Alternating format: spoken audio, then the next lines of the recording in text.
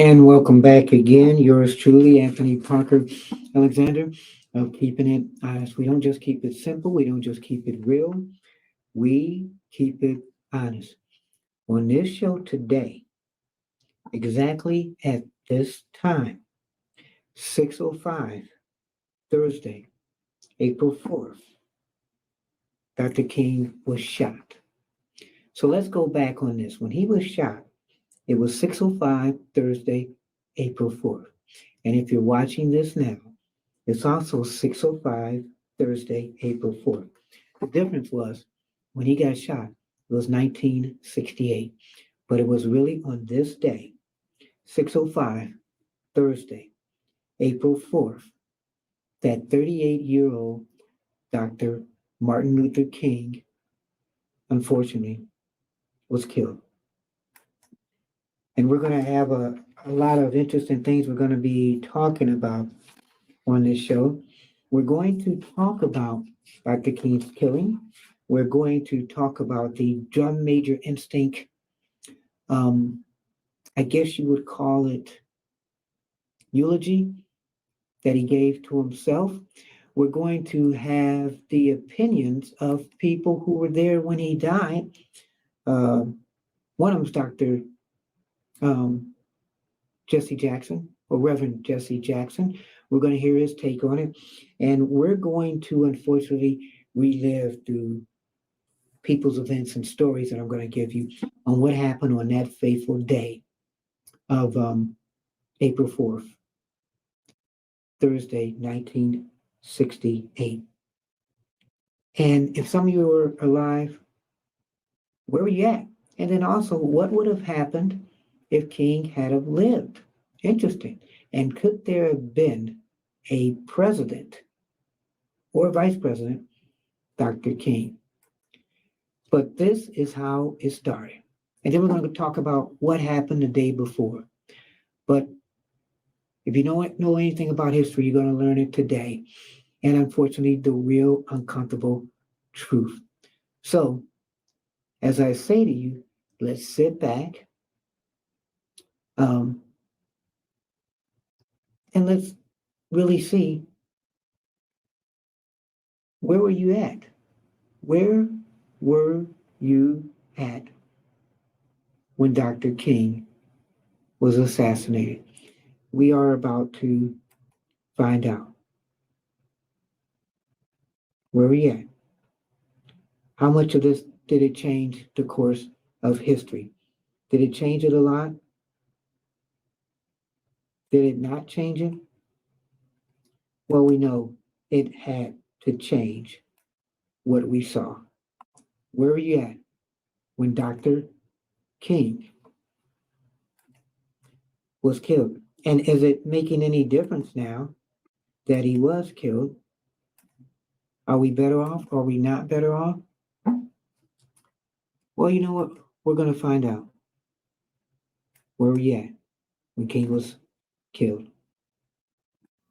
Direct from our newsroom in Washington, in color, this is the CBS Evening News with Walter Cronkite and Russ Hodge in Memphis, Tennessee, Dan Rather in New York, Bernard Kalb in Saigon, Marvin Kalb in Wellington, New Zealand, and Bert Quint in Quezon, South Vietnam. Good evening. Dr. Martin Luther King, the apostle of nonviolence in the civil rights movement, has been shot to death in Memphis, Tennessee. Police have issued an all-points bulletin for a well-dressed young white man seen running from the scene. Officers also reportedly chased and fired on a radio-equipped car containing two white men.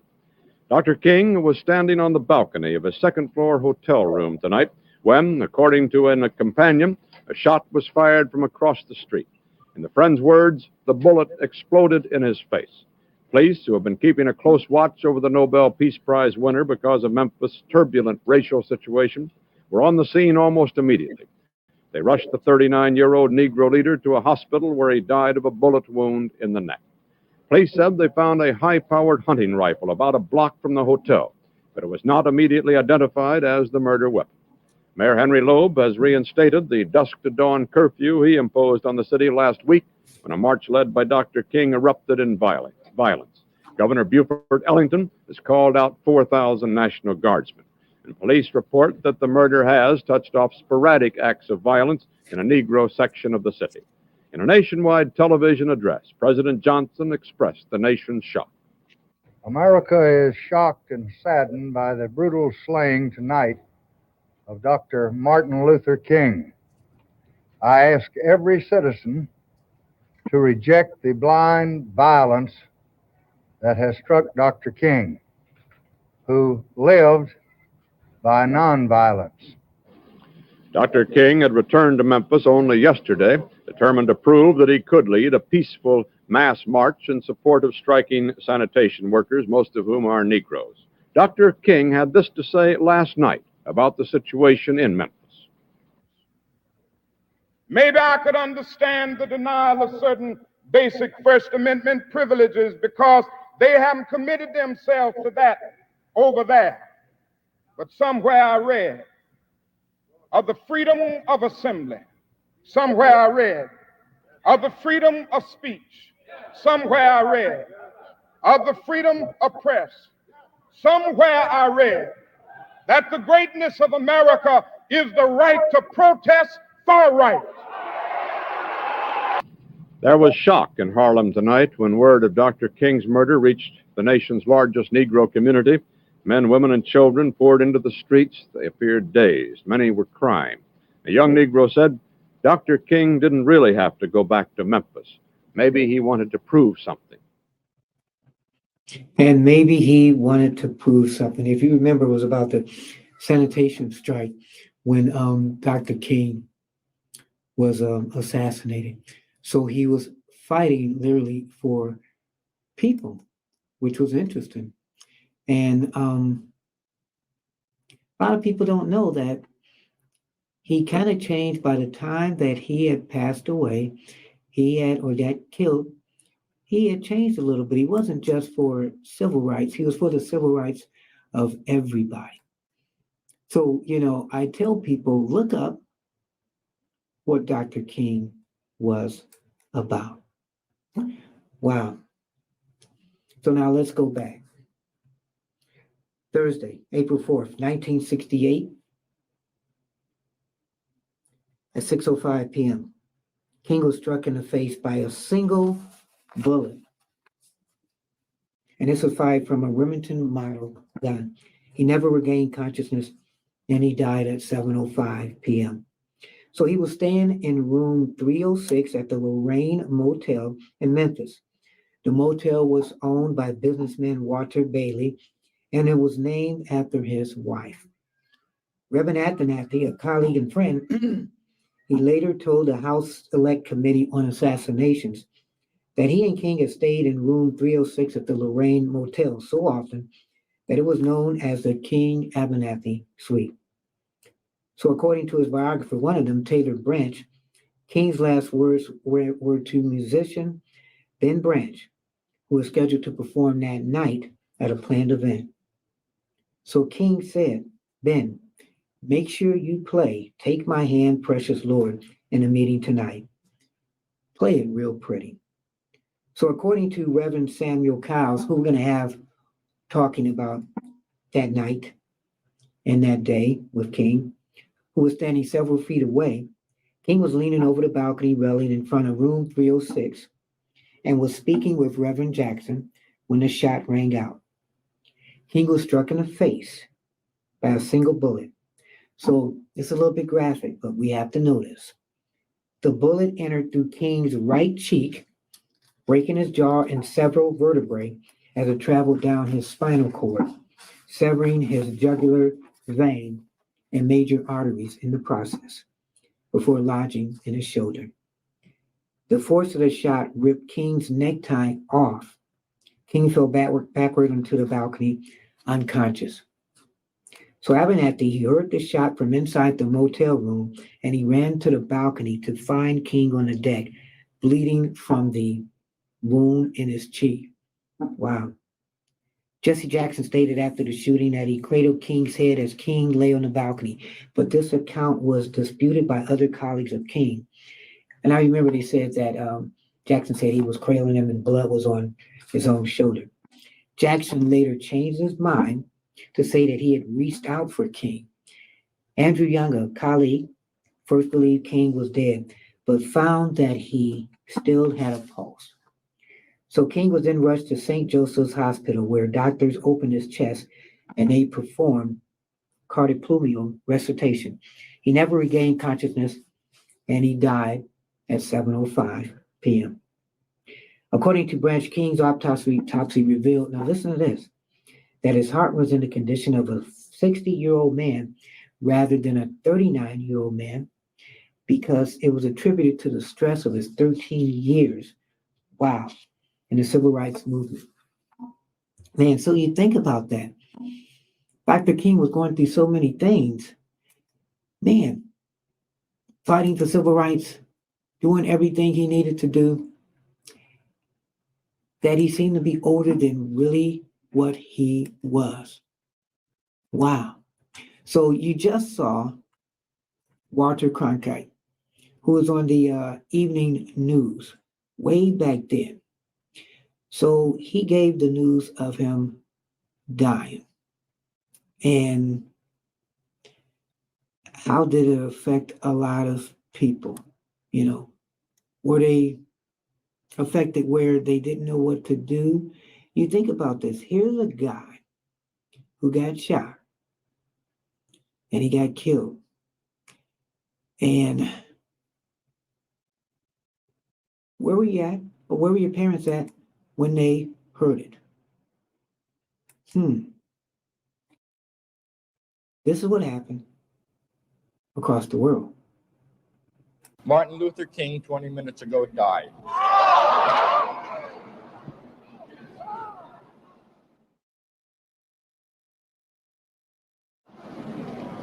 Look at the I would crowd. like to take this opportunity to ask Reverend John Genzel, who is the jazz minister, to lead all of us in prayer for Martin Luther King and the future of all civil rights movements.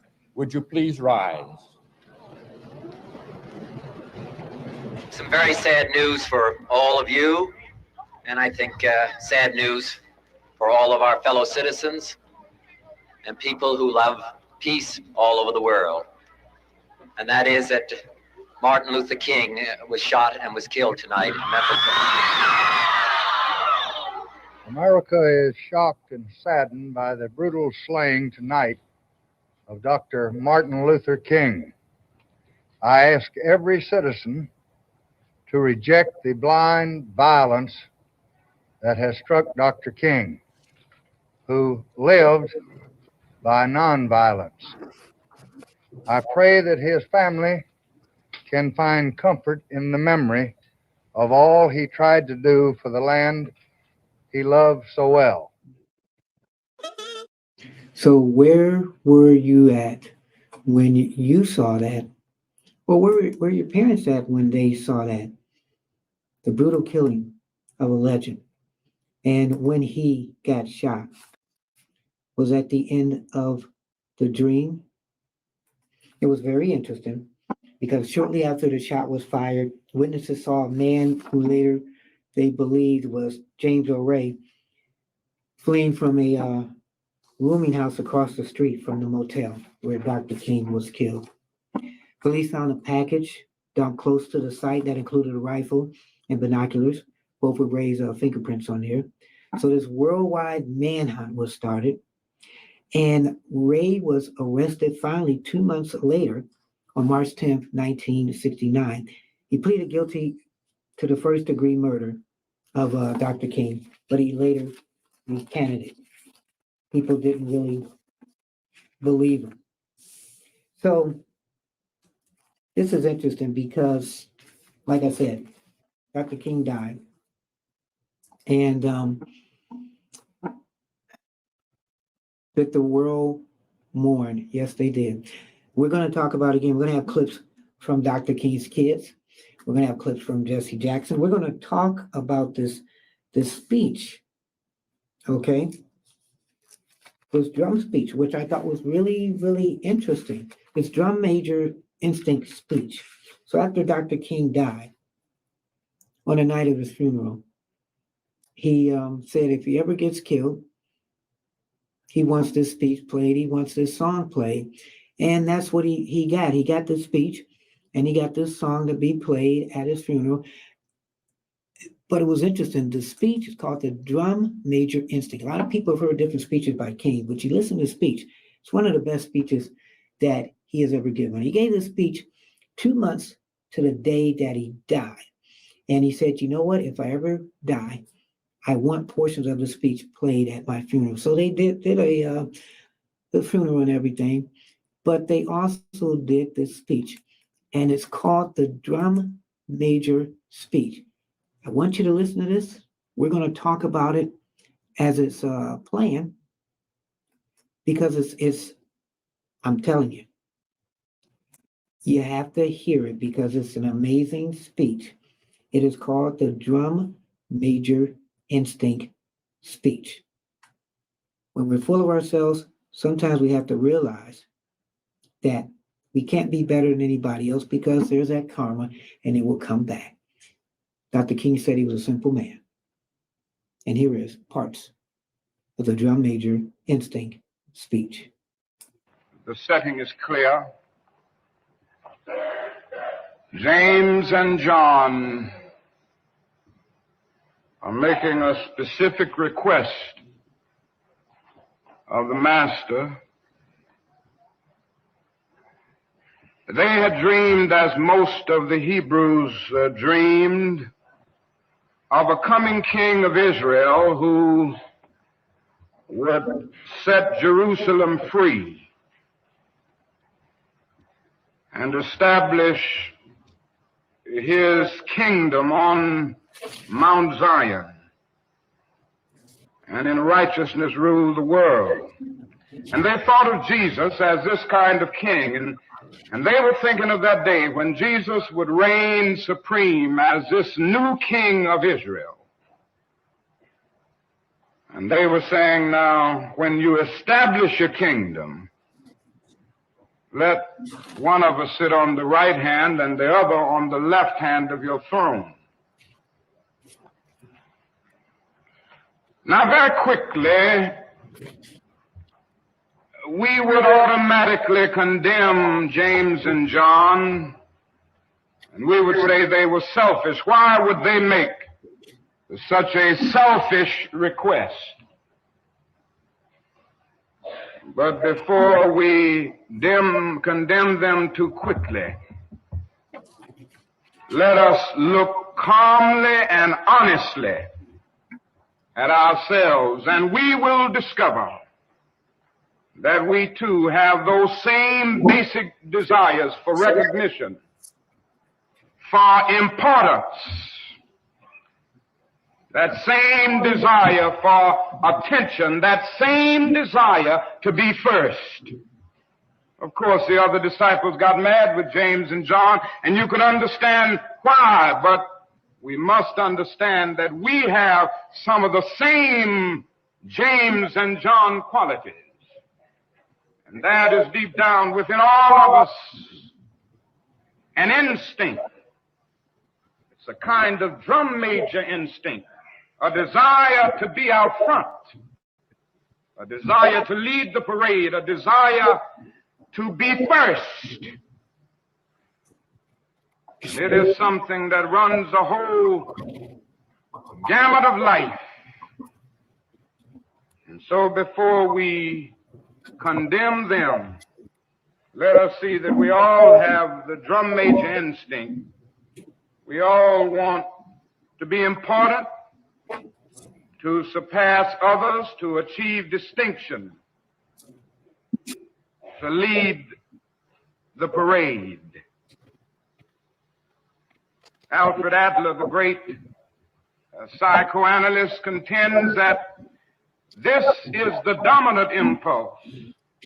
Sigmund Freud used to contend that sex was the dominant impulse, and Adler came with a new argument saying that this quest for recognition, this desire for attention, this desire for distinction is the basic impulse, the basic drive of human life. This drum major instinct. And you know, we began early to ask life to put us first. Our first cry as a baby was a bid for attention. And all through childhood, the drum major impulse or instinct is a major obsession. Children ask life to grant them first place. They are a little bundle of ego. They have innately the drum major impulse or the drum major instinct. Now, in adult life, we still have it, and we really never get by it.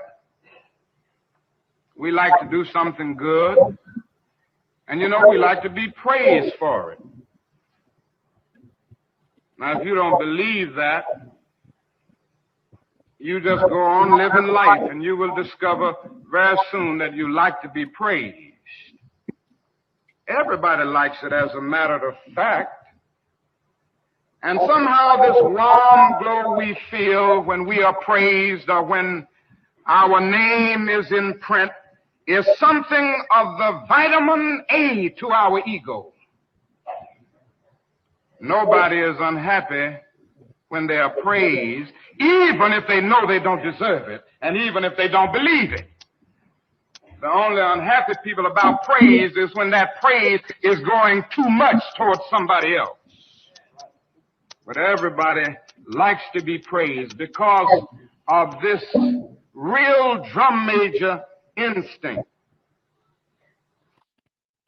And this is interesting, this drum major instinct. Some people have heard about it, some people haven't, but it is one of his greatest speeches ever. And you can go back and listen to it in total, which is good, because you will never, ever forget it. So this drum major instinct, his sermon, in it, he acknowledges the fact that many people desire recognition. A lot of people want to be famous. They want to be known. That's what everybody's life's about. The desire to be the first. You want to be the first in everything. Sometimes you can't be the first. So he calls this desire the drum major instinct, to be the first. But he proposes an alternative kind of ambition that one can achieve through a life of service. I just want to leave a committed life behind. Rather, as a prophet, which he was, and this is interesting, but what is a prophet? He discusses in this conclusion what he would like to be said about him at his own funeral. He did this 2 months to the day that he got shot and killed. This is the drum major instinct. But very seriously, it goes through life. The drum major instinct is real. And you know what else had happened or causes happen to happen? It often causes us to live above our means. It's nothing but the drum major instinct. You ever see people buy cars that they can't even begin to buy in terms of their income? You've seen people riding around in Cadillacs and Chryslers who don't earn enough to have a good T Model 4. But it feeds a repressed ego.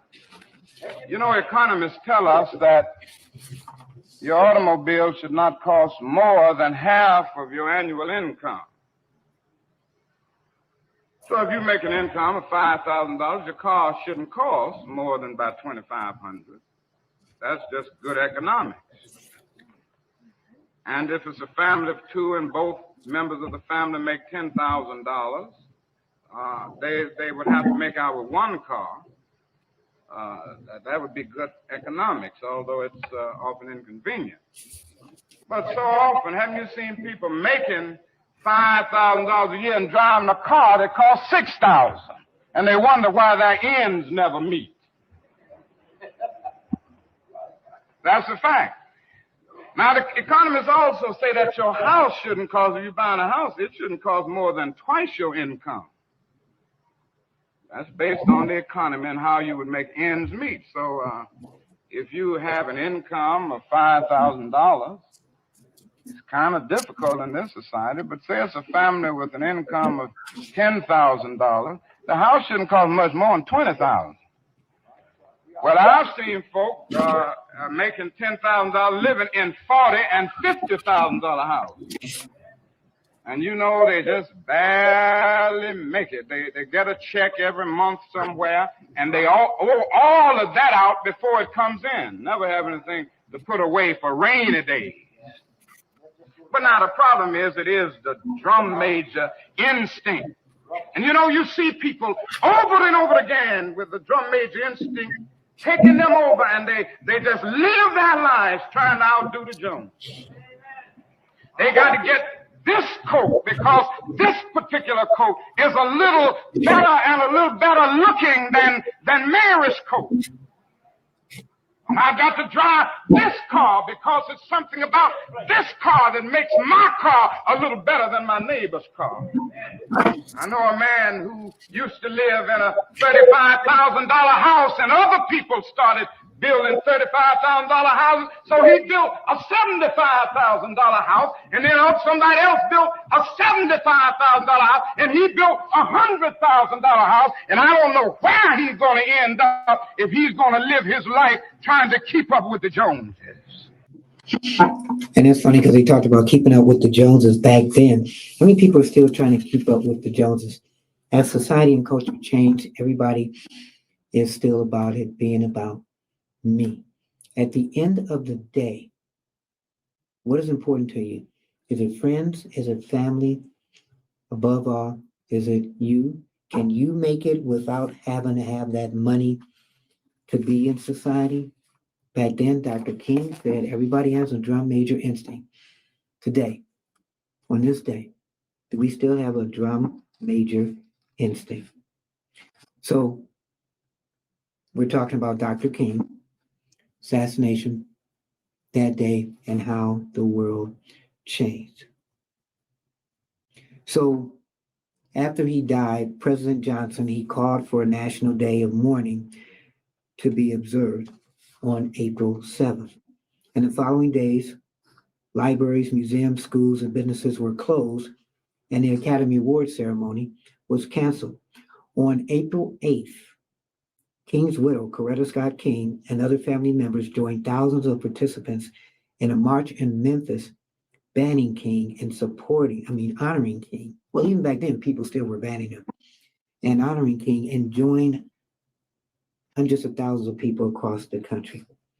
So the funeral service was held following day at Ebenezer Baptist Church. It was attended by many, of the nation's leaders. Jacqueline Kennedy, Vice President Herbert Humphrey, Morehouse College professor Benjamin Mays, he delivered the eulogy, and he predicted that King would probably say that if death had to come, I am sure there was no greater cause to die for than fighting to get a just wage for garbage collectors. So over 100,000 mourners followed two mules pulling King's coffin through the streets of Atlanta. And after another ceremony on the Morehouse campus, King's body was initially rested at Southview Cemetery. Eventually, it was moved to a crypt next to the Ebenezer Church at the King Center, an institution founded by King's widow. Wow.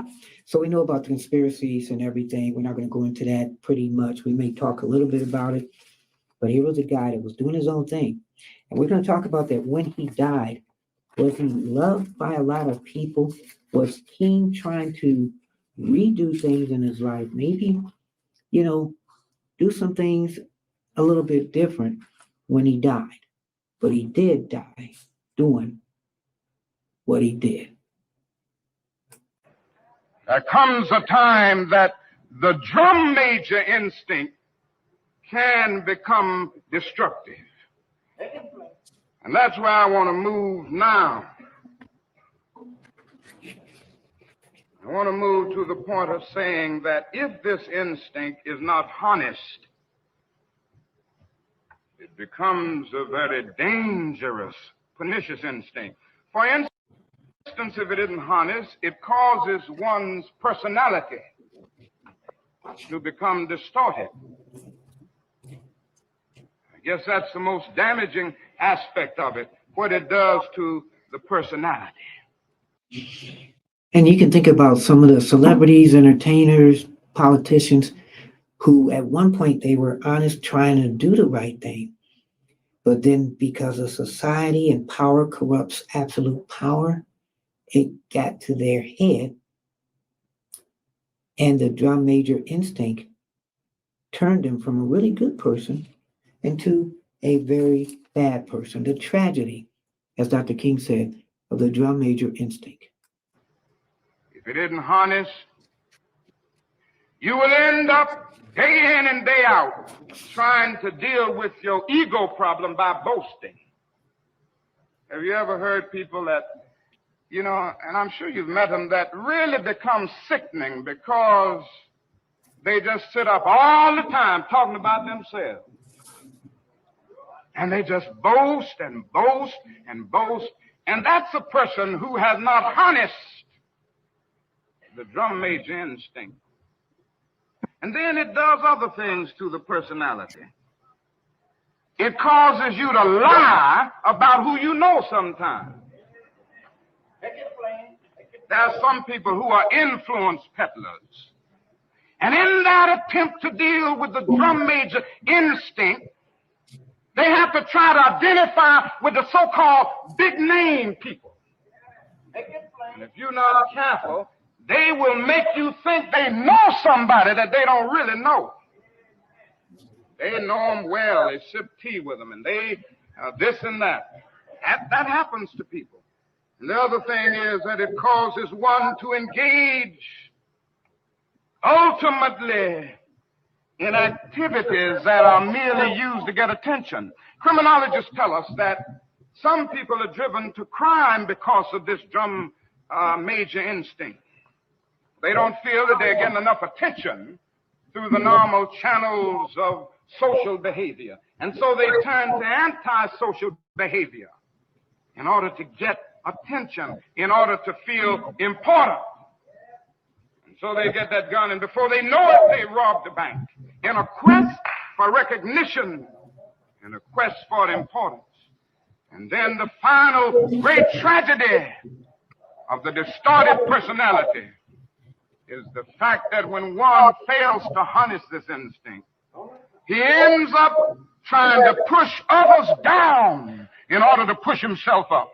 And whenever you do that, you engage in some of the most vicious activities. You will spread evil, vicious, lying gossip on people because you're trying to pull them down in order to push yourself up.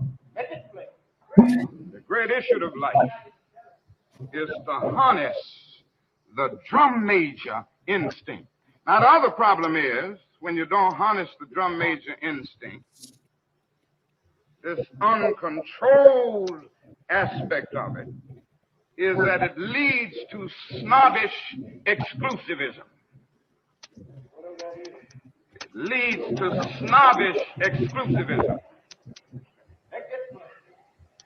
Now, you know, this is the danger of social clubs and fraternities. I'm in a fraternity. I'm in 2 or 3. For sororities and all of these. I'm not talking against them. I'm saying it's the danger. The danger is that they can become forces of classism and exclusivism, where somehow you get a degree of satisfaction because you are in something exclusive, and that's fulfilling something, you know. And I'm in this fraternity, and it's the best fraternity in the world, and everybody can't get in this fraternity. So it ends up, you know, a very exclusive kind of thing. And you know, that can happen with the church. I know churches get in that bind sometimes. And he's right. This part I'm going to love because he's going to be talking about churches. And, you know, some people feel that churches aren't there for us. Are they? To me, if you're a Christian, you believe in God, you believe in being a moralistic person, giving money, tithing, that doesn't just make you a moralistic person. It makes you a person that gives them, money. My thing has been, but if the common person comes and asks you for help, are you more or less gonna reciprocate and help them out face to face? Is that more uncomfortable? Or are you gonna tithe to the church? To me, you can still tithe, but then you can also give to people that need some help.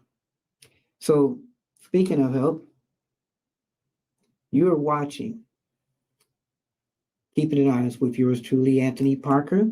We don't just keep it simple. We don't just keep it real. We keep it honest. Telephone number. You can text me, call me, 216-702-3718, 216-702-3718. Let me know what you think about this. Dr. King and the Drum Major Instinct Show. He died on this day, April 4th, Thursday, 1968. What day is it? Thursday, April 4th, 2024. How much of time has passed in those 56 years where this day and this year seems like it could still be April 4th, 1968. Wow, it just makes you think. We try to do things, like I said, with Parker Twist, try to give the left side. We try to get the right side. We try to hopefully let you decide that, sometimes things are uncomfortable. And we talk about sometimes uncomfortable subjects. We're talking about the Drum Major Instinct and Dr. King's legacy, because boy, does he have a legacy. Some of the people, it's bad when some of the people who were around with him aren't around as much now. One guy who recently retired, that was one of his best buddies, and he reflects on his legacy and friendship, is Reverend Jesse Jackson. We shall overcome. Deep in my heart, I do believe we shall overcome. The day he came in, where you see Hosea, Dr. King, Abernathy now on the balcony, that's when he came in. And we left there and went and met with some ministers about what could they do. One, not fear the mark could be disrupted again, and take our eyes off the plight of organizing the garbage workers, and how you mobilize your congregations to see the value in now we're free raising wages for working people and the health benefits to go with that. We talked in that meeting about the possibility of a boycott, that if Loeb will not hear what we have to say, then take Coca-Cola, he mentions in that speech, and Wonder Bread, we could take some big corporations that we have high consumer strength with and boycott them. If need be, so they use their strength, say to the mayor that this is important, what I call redistribute the pain, so more people are hurting than just the garbage workers. We left there and came back to the hotel that afternoon, and he was very relaxed. Then he said, I really don't feel like speaking tonight.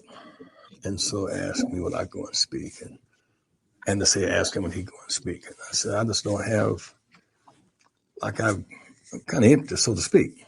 If Dr. Abernathy will go, he said, rather you go with him. So Reverend Cowles was there. Ben Hooks had been there. Mm-hmm. And we then, around 6, went over to Mason Temple.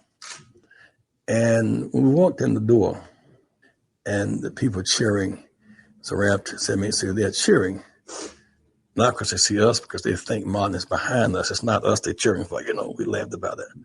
And so we say he has to come.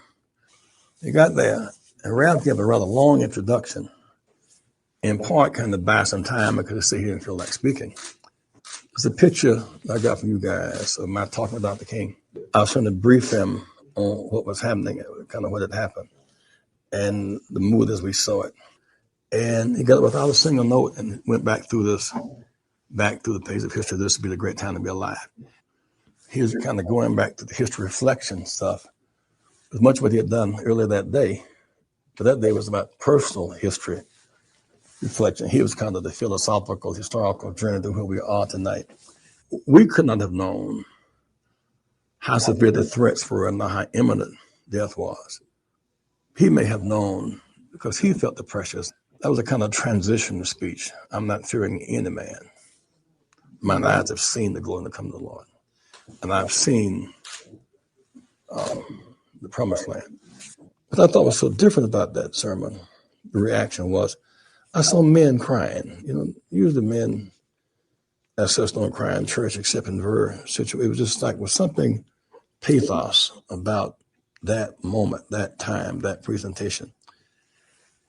We didn't know it would be the final one. And then the next day, we had another relaxed day, right, in the room. Mm-hmm. And what I remember next was coming across the courtyard about 6, and Reverend Cowles came out the door first. Dr. King was behind him. And just said, we're going to Reverend Cowles' home for dinner. You don't even have on a tie. I said, Doc, the prerequisite for eating is an appetite, not a tie. He said, you're crazy. We laughed about that. Then he said to Billy, must have been 10 feet from him at that time, because you just left out the door. And he looked at him and saw Ben. The reason Ben was, he had heard Ben at the bread basket meeting play the song Precious Lord on the saxophone about 3 weeks before. We used to play my favorite song tonight. And Ben said, I will, Doc. And I said, Doc, that's when it hit. And no one could see the impact of it, really. I could see it, Reverend Cowles could see it, because Reverend Cowles was like about far as where you are from him. And it hit him and knocked him against the door. I heard someone saying, get low, get low. I remember running toward the steps. And that is this picture of Reverend Cowles and then some guy, I think, from the Department of Justice, I think, pointing. Remember that picture? Well, the story behind that is we were saying the bullet had to come from that way. It couldn't have come from that. So, take your guns and go to where the shot came from. That's what that picture is about. I got up then and went to the room next door and called Mrs. King. That was a long 10 steps. I had the phone by the bed and said to her, Mrs. King, just had things. I said, well, Doc, I got a shot, I think, in the shoulder. I really couldn't say what I saw. I mean, I think in the shoulder. I'm sure in that 7-8 minutes she knew, because the wire service picked up real fast. As Reverend Cowles says so profoundly, he was the witness. He was 10 feet from him when it took place. He was in the room. He proceeded Dr. King out of the room, so he was the witness, and we all were to that extent. So you're hearing about that Reverend Jesse Jackson, who had decades of civil rights. He recently resigned from PUSH. But the legacy of Dr. King, wow. That might have been, really what could have been. What could have Dr. King have continued to do? You're watching Keeping It Honest. Yours truly, Anthony Parker, the Drum Major Instinct Today. And the legacy, we always say legacy of people. And there is a legacy, as we know, with Dr. King, and prayerfully, everybody out there that's doing something with their life, make sure you have a legacy. So you're just not living day by day. You may not be able to do what King did, but just able to be you and show humanity and compassion to people. That is truly what counts. questions or comments, you can email me, parkerman2011@gmail.com, parkerman2011@gmail.com. And we were talking about the drum major instinct, and Dr. King is talking about even churches can get ahead of themselves. I've been to churches, and they say, we have so many doctors and so many school teachers and so many lawyers and so many businessmen in our church. And that's fine, because doctors need to go to church, and lawyers and businessmen, teachers, they ought to be in church. But they say that, even the preacher sometimes will go all through that. They say that as if the other people don't count. The church is the one place where the doctor ought to forget that he's a doctor. The church is the one place where the PhD ought to forget that he's a PhD. The church is the one place that the school teacher ought to forget the degree she has behind her name. The church is the one place where the lawyer ought to forget that he's a lawyer. And any church that violates the whosoever will let him come doctrine is a dead cold church, and nothing but a little social with a thin of religiosity. The church is true to its so it will let him come. Not whosoever will let him come. It does not supposed to satisfy the perverted uses of the drum major instinct. It's the one place where everybody should be the same, standing before a common master and savior. And a recognition grows out of this that all men are brothers because they are children of a common father. From the instinct lead to exclusivist one thing. Instinct. Wow. Parts of that was kind of jarbled at the end, but he was talking about Dr. King, about the churches, and he's in some ways a prophet, because he talked about churches then, and to some people, churches are still like that today. But society as a whole, it just puts pressure on all of us. We're supposed to be the best that we can be, but not better than anybody else. And that's the one thing that we really have to think about. This drum major instinct. It's as strong as today as it was back then.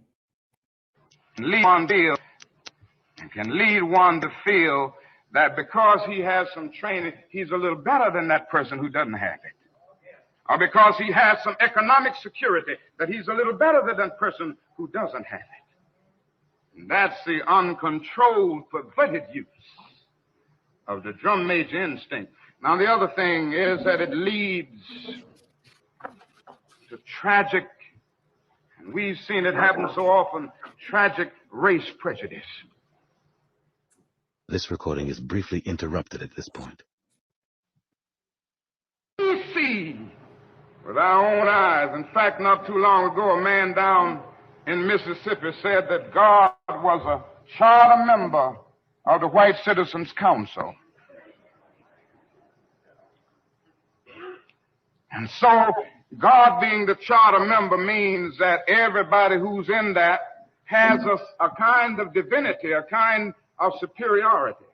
And think of what has happened in history as a result of this perverted use of the drum major instinct. It's led to the most tragic prejudice, the most tragic expressions of man's inhumanity to man. When are we going to learn to love each other? If Dr. King was alive today, would he be disappointed or not? I mean, we had a African-American, a black president.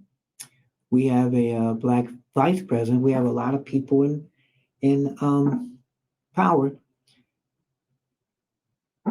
From what I read at the time and seen at the time Dr. King got assassinated, like I said, he seemed to change. He was more reflective on society, and he was kind of disappointed how the country was turning. Why can't blacks and whites get along? Because no matter what, if it goes down to money, then we all want some money. We all want to try to make it and fight for equality and racism. As far as, you know what, you're black, I'm white, you're another nationality, we're kind of not making it. Let's get together and try to make it. The other day I was saying I always try to do a little converting when I'm in jail. And when we were in jail in Birmingham the other day, the white wardens and all enjoyed coming around the cell to talk about the race problem. And they were showing us where we were so wrong demonstrating. And they were showing us where segregation was so right. And they were showing us where intermarriage was so wrong. So I would get to preaching and we would get to talking calmly because they wanted to talk about it. And then we got down one day to the point, that was the second or third day, to talk about where they lived and how much they were earning. And when those brothers told me what they were earning, I said, now, you know what? You ought to be marching with us. You just as poor as Negro. And I said, you are put in the position of supporting your oppressor because through prejudice and blindness, you fail to see that the same forces that oppress Negroes in American society oppress poor white people. And all you are living on is the satisfaction of your skin being white and the drum major instinct of thinking that you are somebody big because you're white. And you're so poor you can't send your children to school. You ought to be out here marching with every one of us every time we have a march. Now that's a fact. The poor white has been put into this position where through blindness and prejudice he is forced to support his oppressors. And the only thing he has going for him is the false feeling that he's superior because his skin is white and can hardly eat and make his ends meet week in and week out. Now, not only does it stop, and not only does this thing go into the racial struggle, it goes into the struggle between nations. And I would submit to you this morning that what is wrong in the world today is that the nations of the world are engaged in a bitter, colossal contest for supremacy. And if something doesn't happen to stop this trend, I'm sorely afraid that we won't be here to talk about Jesus Christ and about God and about brotherhood too many more years. If somebody doesn't bring an end to this suicidal thrust that we see in the world today, none of us are going to be around because somebody is going to make the mistake through our senseless blunderings of dropping a nuclear bomb somewhere, and then another one is going to drop, and don't let anybody fool you. This can happen within a matter of seconds. It could happen in a matter of seconds, even today, 56 years later. Back then he was talking about peace. We've got Russia, we've got China, we've got all these other different countries, depending who the political politicians are in office. And I never understood this till about a couple of years ago when they say pray for the politicians. Make sure that they're of their right mind, because if you don't pray for the politicians, then the wrong ones will get in office, whoever you believe is that politician. And they could start a war. Something to think about. Wow. You're watching Keeping It Honest with yours truly, Anthony Parker. And we are talking about Dr. King. He was assassinated on this day. We should not ever forget that. And as I'm talking about not forgetting certain things, let's go back to some of the hard truths of what happened on that day and afterwards. Let's see if there's some things that we should remember, because like history, if we don't remember it, we tend to forget it and it comes back. These are some of the pictures.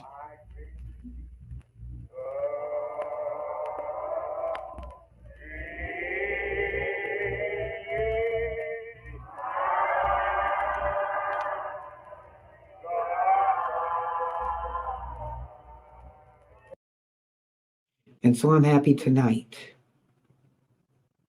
I'm not worried about anything.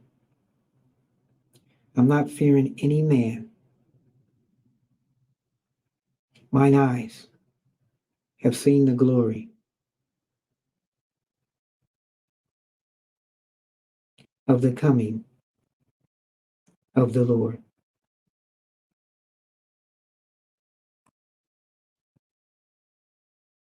Spoken by Dr. King the night before his assassination.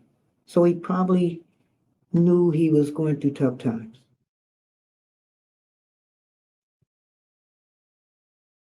King Jr. had just returned to Memphis. For over a year, as president of the Southern Christian Leadership Conference, he had been planning the Poor People's Campaign, an attempted expansion of the civil rights movement that would include economic and human rights for poor Americans of diverse backgrounds. In Memphis, that struggle was on display. King planned to march with 1,300 mostly black sanitation workers who had gone on strike in February seeking union recognition, dues checkoff, and an increase to their $1.65 to $2.10 an hour wage. Working conditions were hideous. The walkout had been precipitated by the deaths of 2 workers who had been crushed to death inside their own garbage truck. Turn any blog, script, or article into a professional video in minutes. So you look at that, and for some of the older people, do we forget where we were? Mason Temple on April 3rd. He sought to rally his supporters for a peaceful march, then scheduled for April 9th. He warned against the violence that had marred a previous protest, lest violence overshadow the justice of the union's cause. Nearing the close of his address, he recurred to his vision of the promised land and of the peace that vision had brought him. This was not the first time King had prophesied his own death. So you see Dr. King over there, and fighting for everybody. He's given a speech, and look at the people back then in the 1960s. Let's not forget these images, okay? There were a lot of things, different cultures they couldn't do. And they fought for the right to vote, to have the right. Dr. King fought. Where would we be at? This is the images. Dr. King is at the Lorraine Motel. This is right before Dr. King gets killed. There's Jesse Jackson, there's Reverend Abernathy. And they were up there looking around because they were preparing to do a speech. And the night before, Dr. King, like I said, he was kind of nervous. Some people say he knew that he was going to get killed for his speeches. But he still did what he needed to do. And in hindsight, you pray it was worth it, because what if Dr. King had not had to go that day? What if he didn't go at all? What if the shooter had missed him? Wow, where would this world be at today? Man,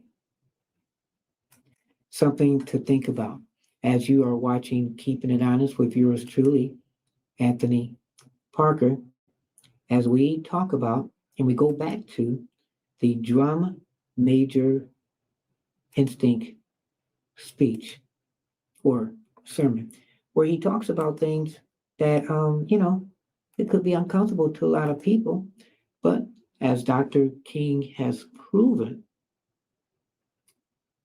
nothing, I guess, is too uncomfortable or was too uncomfortable for Dr. King. So we're talking about nations and how nations back then and nations today, they need to get along, or we will have another war coming up. They have 20 megaton bombs in Russia right now that can destroy a city as big as New York in 3 seconds with everybody wiped away in every building. And we can do the same thing to Russia and China. But this is where we have drifted, and we're drifting there because nations are caught up with the drum major instinct. I must be first. I must be supreme. Our nation must rule the world. And I am sad to say that the nation in which we live is the supreme culprit. And I'm going to continue to say it to America, because I love this country too much to see the drift that it has taken. God didn't call America to do what she's doing in the world now. God didn't call America to engage in a senseless, unjust war as the war in Vietnam. And we are the future is not just going to happen. You have to make it. And this is about to get really good, too. More war crimes almost than any nation in the world, and I'm going to continue to say it. And we won't stop it because of our pride and our arrogance as a nation. But God has a way of even putting nations in their place. The God that I worship has a way of saying, don't play with me. He has a way of saying, as the God of the Old Testament used to say, the Hebrews, don't play with me, Israel. Don't play with me, Babylon. Be still and know that I'm God. If you don't stop your reckless course, I'll rise up and break the backbone of your power. And that can happen to America. Every now and then I go back and read Gibbon's Decline and Fall of the Roman Empire. And when I come and look at America, I say to myself, the parallels are frightening. We have perverted the drum major instinct. But let me rush on to my conclusion, because I want you to see what Jesus was really saying. So ride on with this, because this is about to get even better. What was the answer that Jesus gave these men? It's very interesting. One would have thought that Jesus would have condemned them. One would have thought that Jesus would have said, you're out of your place. You're selfish. Why would you raise such a question? That isn't what Jesus did. He did something altogether different. He said in substance, oh, I see. You want to be first?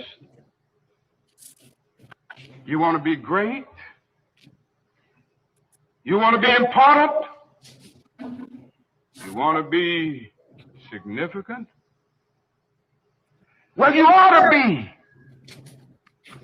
If you're going to be my disciple, you must be. But he reordered priorities. And he said, yes, don't give up this instinct. It's a good instinct if you use it right. It's a good instinct if you don't distort it and pervert it. Don't give it up. Keep feeling the need for being important. Keep feeling the need for being first. But I want you to be first in love. I want you to be first in moral excellence. I want you to be first in generosity. That is what I want you to do. And he transformed the situation by giving a new definition of greatness. And you know how he said it? He said, now, brethren, I can't give you greatness. And really, I can't make you first. This is what Jesus said to James and John. You must earn it. True greatness comes not by favoritism, but by fitness. And the right hand and the left are not mine to give. They belong to those who are prepared. And so Jesus gave us a new norm of greatness. If you want to be important, wonderful. If you want to be recognized, wonderful. If you want to be great, wonderful. But recognize that he who is greatest among you shall be your servant. That's a new definition of greatness. And this morning, the thing that I like about it, by giving that definition of greatness, it means that everybody can be great. Because everybody can serve. You don't have to have a college degree to serve. You don't have to make your subject and your verb agree to serve. You don't have to know about Plato and Aristotle to serve. You don't have to know Einstein's theory of relativity to serve. You don't have to know the second theory of thermodynamics in physics to serve. You only need a heart full of grace. Soul generated by love. There you go. What do you need to serve? He just told you. Speaking of serving, just think about that person. Who was that person? Somebody who should be a great role model to you because he served. Who was Jesus? You can be that servant. I know a man, and I just want to talk about him a minute, and maybe you will discover who I'm talking about as I go down the way. Because he was a great one. He just went about serving. He was born in an obscure village, the child of a poor peasant woman. And then he grew up in still another obscure village where he worked as a carpenter until he was 30 years old. Then for 3 years, he just got on his feet and he was an itinerant preacher. And he went about doing some things.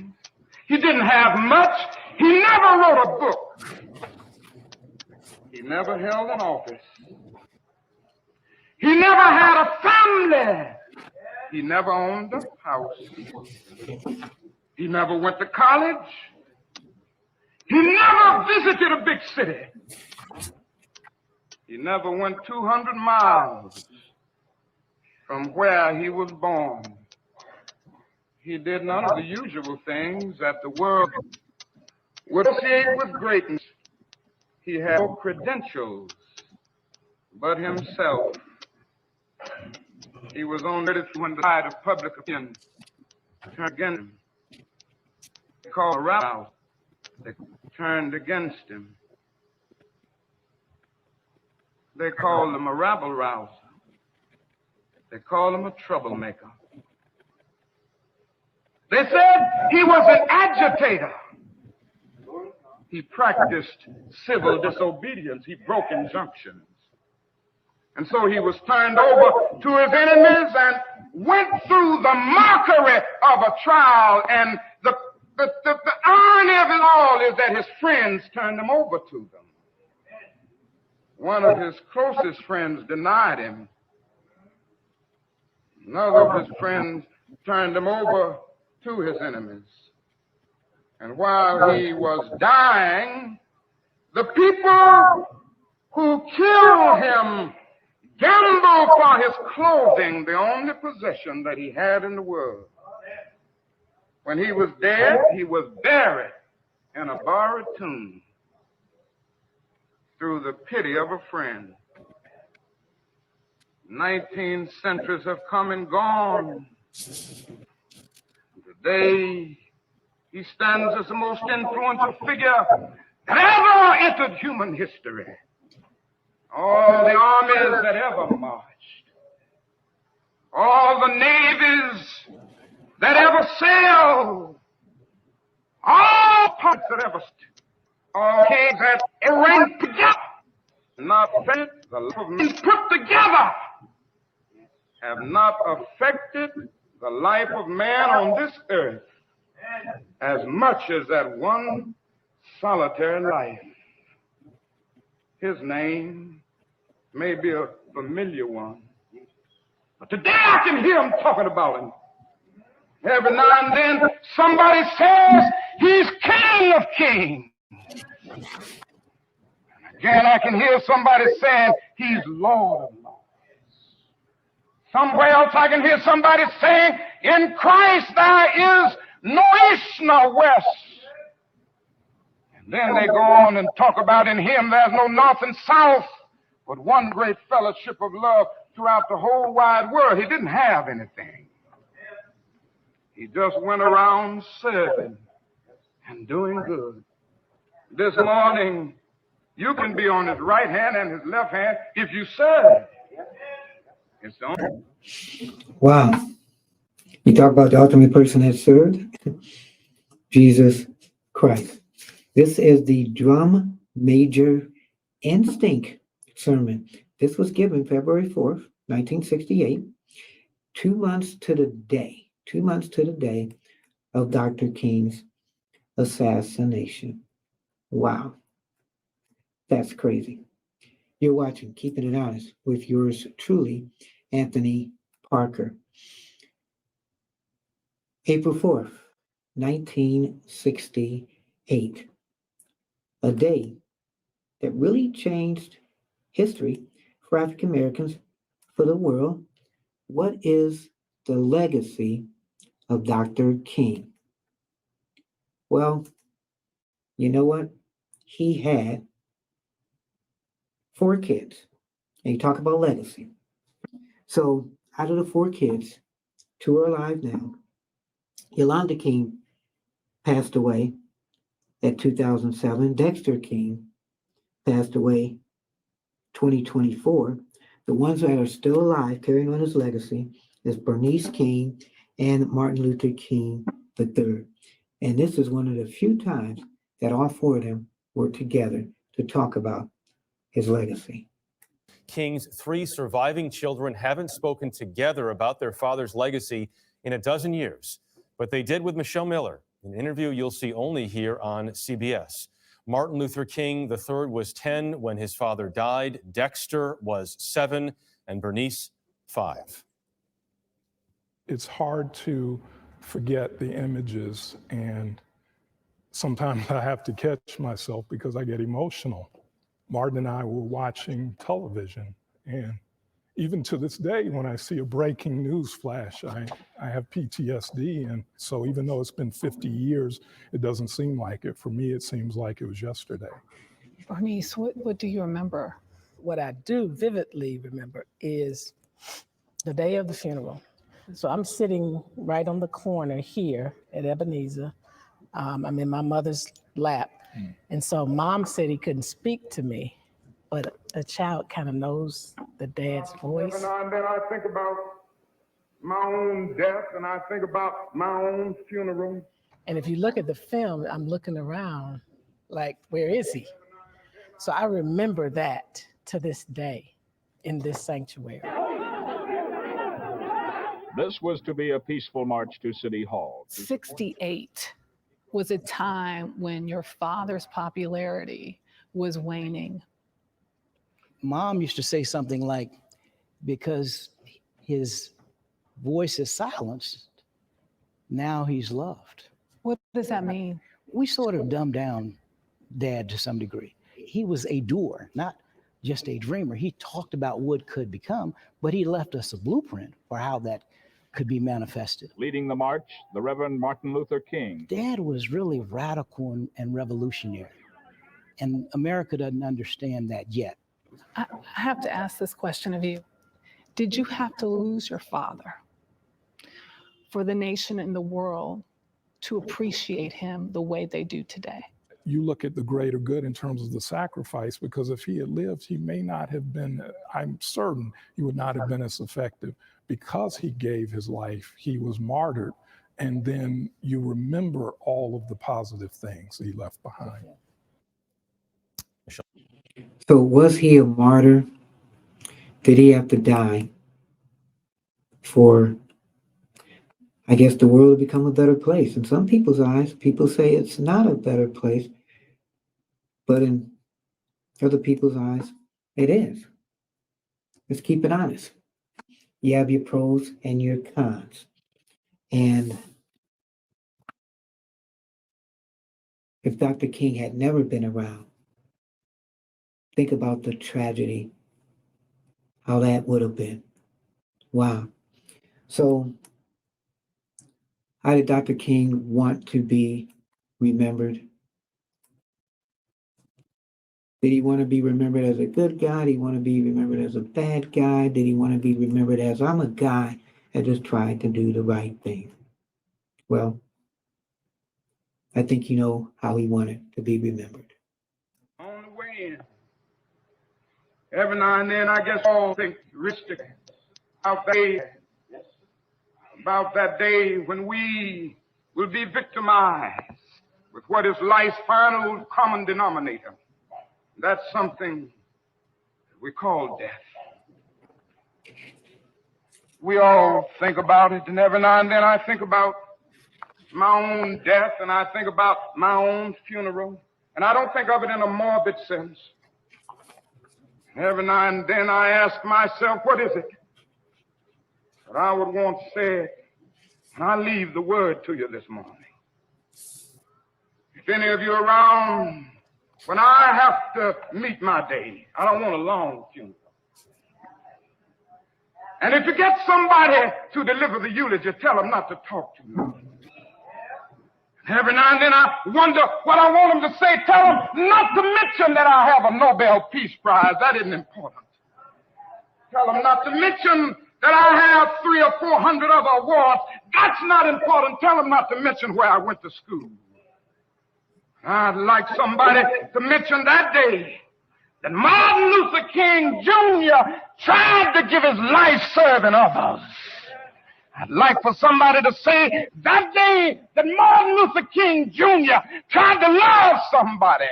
I want you to say that day that I tried to be right on the war question.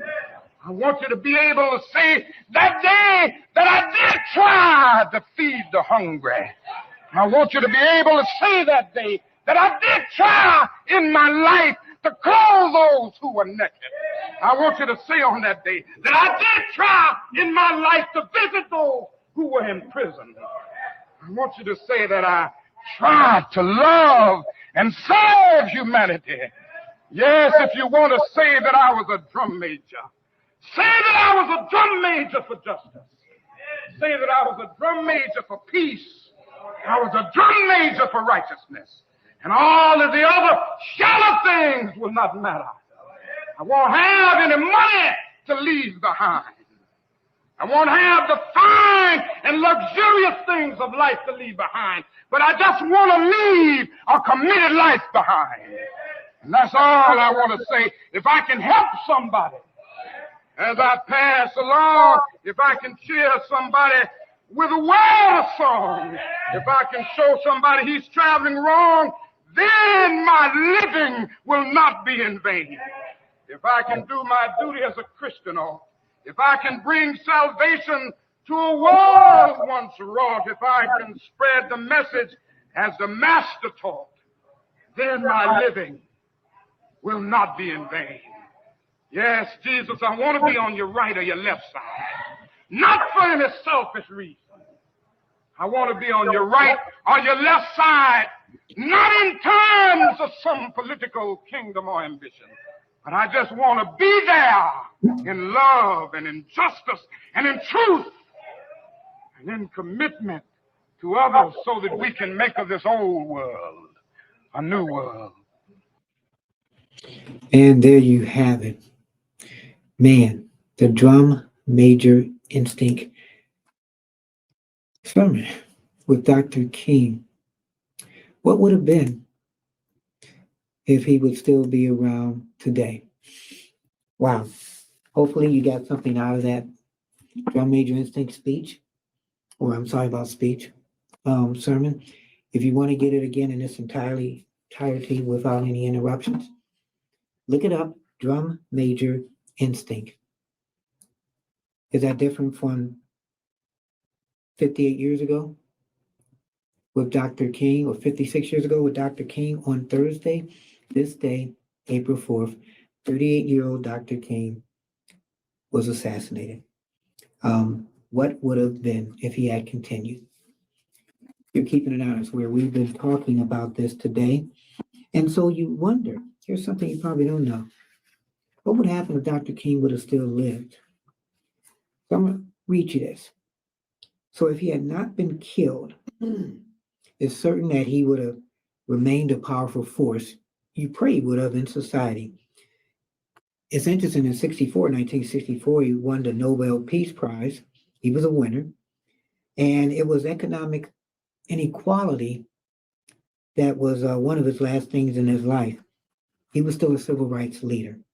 He would have fought continuously for people.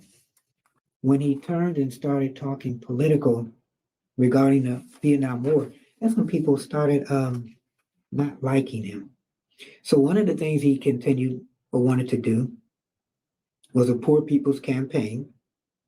He planned for an initial group of impoverished Americans of all races to descend and do like a march in Washington in May '68 to lobby for minimum wages, jobs, and employment. So before he decided to do that, of course, he unfortunately died.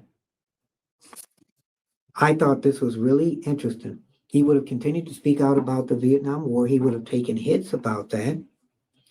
And the racial relations, there were a lot of Black people, African Americans, who didn't like what he was standing for. So in 1967, before his death, see this right here? Okay. Right there. Dr. King, running for political office. They tried to get him to do a third party, kind of like a Cornel West, but he decided against a political office try. Wow. What if he would have ran for president? What would have happened after that? Because of course, Jesse Jackson ran for president. Andrew Young, who was one of his friends, he ran for president. So, ironically, he had a federal holiday. But think about this. In the 5 years leading up to his death, how popular was he? King appeared on the top 10 of Gallup's most admired list only twice. In 10 years, he did it only twice, in '64 and '65. And in 1967, the racist George Wallace ranked 8th, while King could not crack the number 10. But by 1999, found out that King ranked only behind Mother Teresa as the century's most admired person. Wow. Until this day, he's still at the top of that list. So you've been watching Dr. King and the Drum Major Instinct. Questions, comments, email me, parkerman2011@gmail.com, parkerman2011@gmail.com. You can text me, 216-702-3718, 216-702-3718. We kept it honest. We can still make a change. We were making it over 50 years ago. We can still make it today. Remember, every change doesn't have to start with everyone. It just starts with one. I'm Anthony Parker. Keep your head up, never look down, always believe in yourself, and therein will lie your answer. Keep it simple, keep it real, and keep it honest. I'm Anthony Parker Alexander. God bless.